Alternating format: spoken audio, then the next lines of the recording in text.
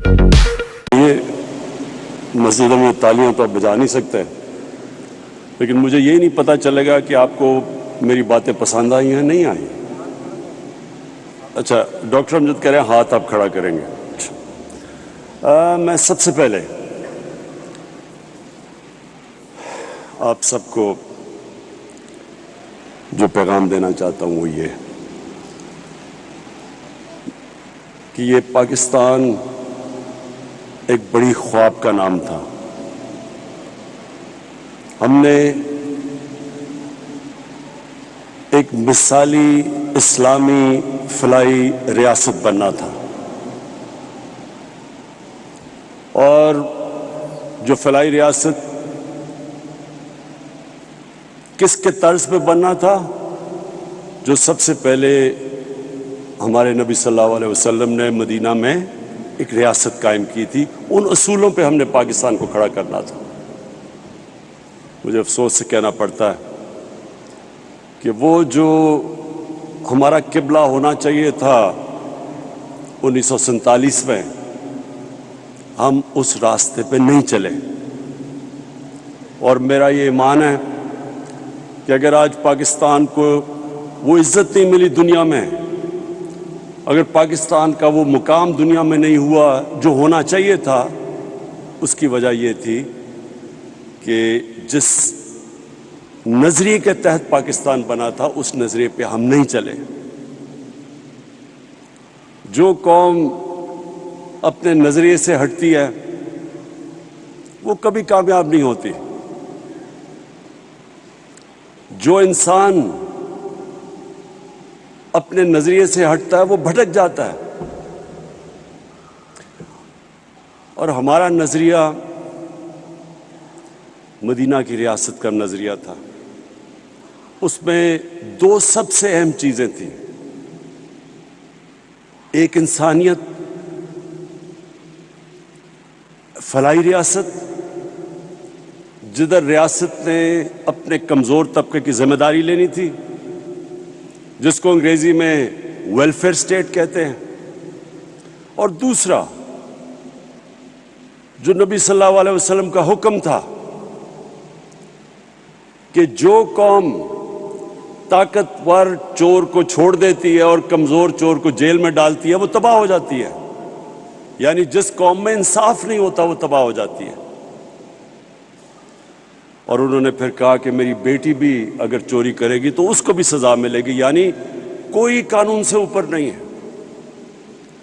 یہ دو سب سے بڑے اصول تھے جو بنیاد بنے مدینہ کی ریاست میں۔ اور بھی تھے، میریٹوکریسی تھی، خواتین کو پہلی دفعہ جائیداد میں حق دیا گیا، غلاموں کو انسانوں کی طرح حکم دیا رکھنے کا، کوئی کسی کے اندر، سب انسان حضرت آدم کی اولاد بتایا گیا کہ کوئی بھی رنگ ہو آپ کا، اس پہ کوئی انسانوں کے اندر فرق نہیں ہے۔ اور پھر رحمت للعالمین نے انسانوں کو اکٹھا کیا، انسانیت کا پیغام دیا کہ سب انسانوں کو تقسیم نہیں کیا، اور وہ ریاست اس کے اوپر کئی صدیوں تک مسلمانوں نے دنیا کی امامت کی۔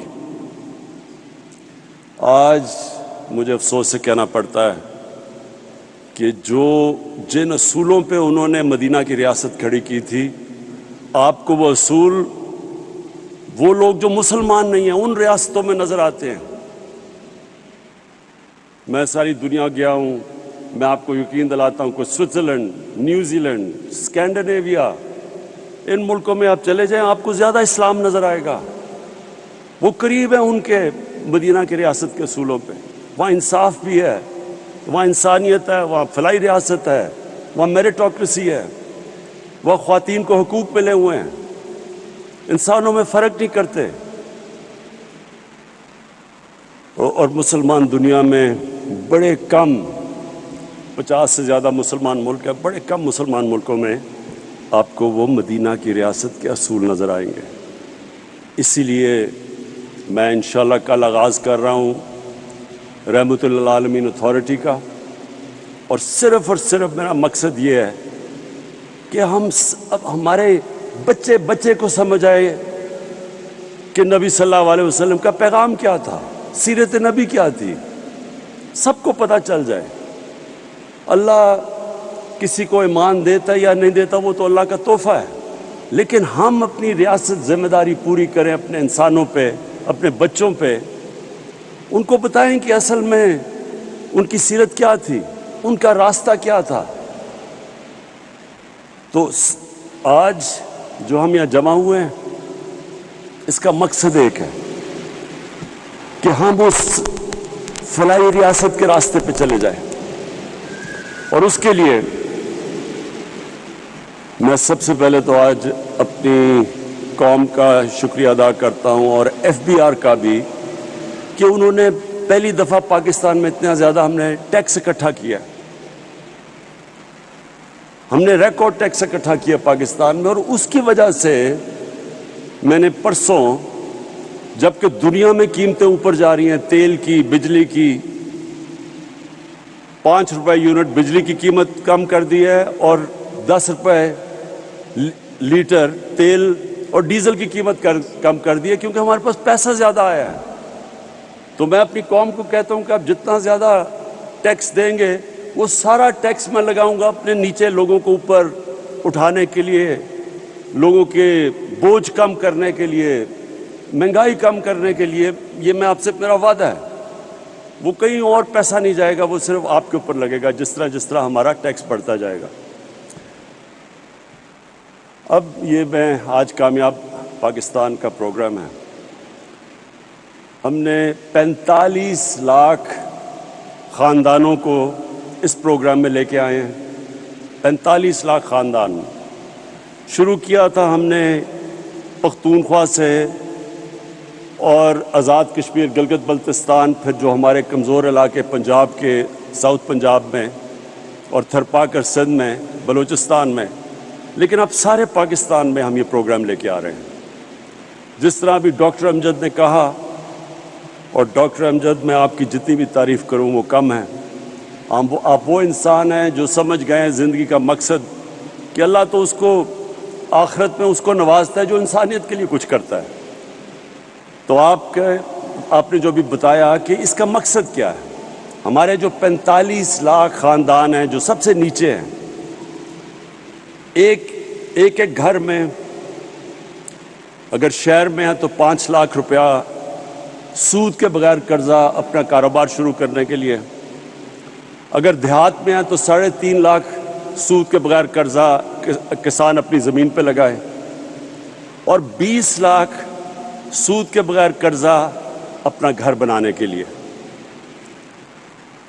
اور پھر ایک اسی خاندان میں اگر ٹیکنیکل ایجوکیشن، ایک فرد کو ٹیکنیکل ایجوکیشن دے تاکہ وہ ہنر سیکھے اور اپنے لیے کما سکے گھر پہ۔ اور اب تو IT ایک ایسا شعبہ ہے، انفارمیشن ٹیکنالوجی، کہ آپ 6 مہینے 12 مہینے میں ایک بچے کو ٹرین کر سکتے ہیں، وہ IT سیکھ سکتا ہے، پروفیشنل پیسے کما سکتا ہے۔ اور اب تک ہم جتنا پیسہ دے چکے ہیں، میرے خیال میں 2.5 ارب ہے، ہم جو آگے دینے جا رہے ہیں پیسہ دونوں اگلے سال تک، وہ 1000 ارب ہے۔ 1000 ارب روپے کے قرضے دیں گے یہی 45 لاکھ خاندانوں کو، اور پھر اس کو بڑھاتے جائیں گے۔ مقصد یہ ہے کہ لوگ خود اپنے پیر پہ کھڑے ہوں، ہنر سیکھیں، کاروبار کریں۔ حکومت کے پاس تو کبھی بھی اتنا پیسہ نہیں آئے گا کہ نوکریاں سب کو دے دے۔ 22 کروڑ عوام ہے، حکومت کے پاس تو اتنے وسائل نہیں ہوں گے، تو لوگوں کو مدد کر رہے ہیں کہ وہ اپنے پیر پہ کھڑے ہو سکیں، اپنا کاروبار، ہنر سیکھ سکیں، اور کسانوں کے لیے خاص طور پہ کہ سود کے بغیر قرضے ملیں تاکہ وہ اپنی زمین کے اوپر لگا سکیں اور اپنی آمدن بڑھا سکیں۔ اور پھر سب سے بڑی بات، گھر۔ یہ ایک انسان کی سب سے بڑی خواہش ہوتی ہے کہ میرے اپنی چھت ہو، لیکن ہمارے ملک میں اتنا مہنگا ہے گھر بنانا، اور بینک ابھی تک قرضہ ہی نہیں دیتے تھے چھوٹے لوگوں کو، کہ تنخواہ دار طبقہ ان کے پاس کبھی بھی ان کو قرضے نہیں دیتے تھے، پیسے والے کو قرضے دیتے تھے. تو اس کا ہوا کیا کہ صرف پیسے والے لوگ گھر بنا سکتے ہیں، اور ہمارے یہاں کچی آبادیاں یہ بڑھتی جا رہی ہیں. کراچی میں تقریباً 40% کراچی کچی آبادیاں ہو گیا ہے. ہر شہر میں بڑھتی جا رہی ہیں. لاہور میں کچی آبادیاں، کیونکہ لوگوں کے پاس پیسہ نہیں ہے اپنا گھر بنانے کے لیے. تو یہ کوشش، ایک تو یہ کہ سب سے جو 45 لاکھ غریب خاندان ہیں ان کو 20 لاکھ کا سود کے بغیر قرضہ، اور پھر ہم نے اب بینکوں کو تیار کیا ہے. پہلی دفعہ پاکستان میں بینک اب تنخواہ دار اور اس طبقہ جو کرائے کے گھر میں رہ رہا تھا، اسی کرائے کے اندر وہ قسطیں دے کے اپنا گھر لے سکتا ہے. یہ بھی پاکستان میں پہلی دفعہ. اب تک 55 ارب روپے کے قرضے دیے گئے ہیں. اب تک 55 ارب روپے کے قرضے کبھی پاکستان میں تنخواہ دار اور نچلے طبقے کو نہیں دیے گئے تھے. اور یہ آنے والے دنوں ہر ہفتے یہ بڑھتے جا رہے ہیں قرضے، کیونکہ بینکوں نے پہلی دفعہ، ہم ان کو سبسڈائز کر رہے ہیں، ہم بینکوں کی مدد کر رہے ہیں ان کو پیسے دے کے، تاکہ جو سود زیادہ نہ ہو ایک عام آدمی کے لیے. تو گورنمنٹ سبسڈائز کر رہی ہے. تو انشاءاللہ میری جو خواب ہے کہ ہم وہ جو سفر نکل گئے ہیں فلاحی ریاست کی طرف، جس میں جو سب سے بڑا پروگرام ہم نے کیا، جس میں مجھے ابھی فخر سب سے زیادہ ہے، وہ ہے ہیلتھ کارڈ. اس مہینے کے اینڈ تک سارے یہ پھر سے سن لیں، ہیلتھ کارڈ کیا ہے؟ 10 لاکھ روپے کی ہیلتھ انشورنس ہر پنجاب، پختونخوا، آزاد کشمیر، گلگت بلتستان، بلوچستان، ہر خاندان کے پاس 10 لاکھ روپے کا ہیلتھ انشورنس ہوگی.